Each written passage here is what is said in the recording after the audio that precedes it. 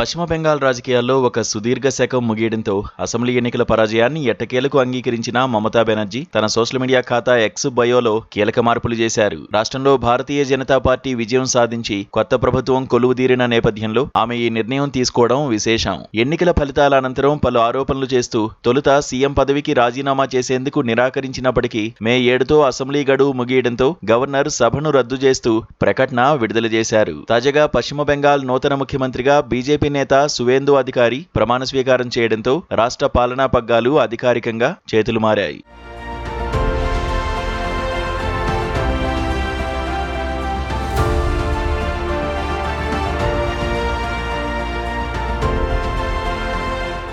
ఈ పరిణామాల క్రమంలోనే దీదీ తన ఎక్స్ ప్రొఫైల్లో అఖిల భారత తృణమూల్ కాంగ్రెస్ వ్యవస్థాపక చైర్పర్సన్, పశ్చిమ బెంగాల్ ముఖ్యమంత్రి 15, 16, 17వ విధానసభ అని అప్డేట్ చేస్తూ తన మాజీ హోదాను స్పష్టం చేశారు.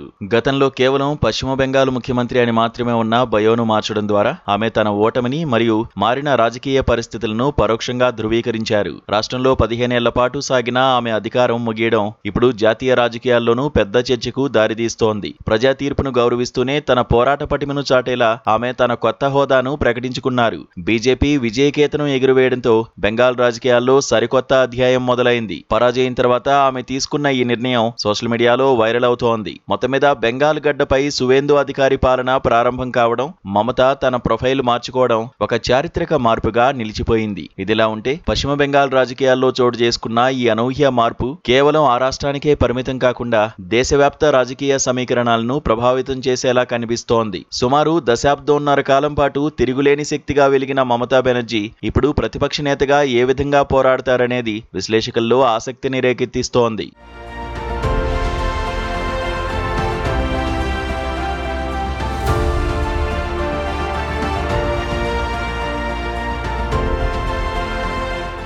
బెంగాల్ నూతన ముఖ్యమంత్రి సువేందు అధికారికి పరిపాలనా పరంగా ఎటువంటి సవాళ్లు ఎదురవుతాయనే చర్చ మొదలైంది. కేంద్ర ప్రభుత్వ సహకారంతో బెంగాల్ను అభివృద్ధి పదంలో నడిపిస్తామని బీజేపీ శ్రేణులు ధీమా వ్యక్తం చేస్తున్నాయి. అయితే క్షేత్రస్థాయిలో బలంగా ఉన్న తృణమూల్ కేడర్ను సమన్వయం చేస్తూ దీదీ మళ్లీ పుంజుకునే ప్రయత్నాలు చేస్తారని ఆమె మద్దతుదారులు భావిస్తున్నారు. ఈ అధికార మార్పిడి వల్ల రాష్ట్రంలోని సామాజిక, ఆర్థిక విధానాల్లో పెనుమార్పులు వచ్చే అవకాశం ఉంది. ఎన్నికల హామీల అమలుపై ప్రజలిప్పుడు కొత్త ప్రభుత్వం వైపు ఆశగా చూస్తున్నారు. రాబోయే రోజుల్లో అసెంబ్లీ వేదికగా మమత, సువేందు మధ్య జరగబోయే రాజకీయ యుద్ధం మరింత తీవ్రతరం కానుంది. ప్రజాస్వామ్యంలో తీర్పు ఏదైనా అది ప్రజల ఆకాంక్షలకు అనుగుణంగా ఉండాలని రాజకీయ వర్గాలు ఆశిస్తున్నాయి. మరి ఈ పరిణామాలు జాతీయ స్థాయిలో ప్రతిపక్ష కూటమి ఐక్యతపై ఎటువంటి ప్రభావం చూపుతాయో వేచి చూడాలి.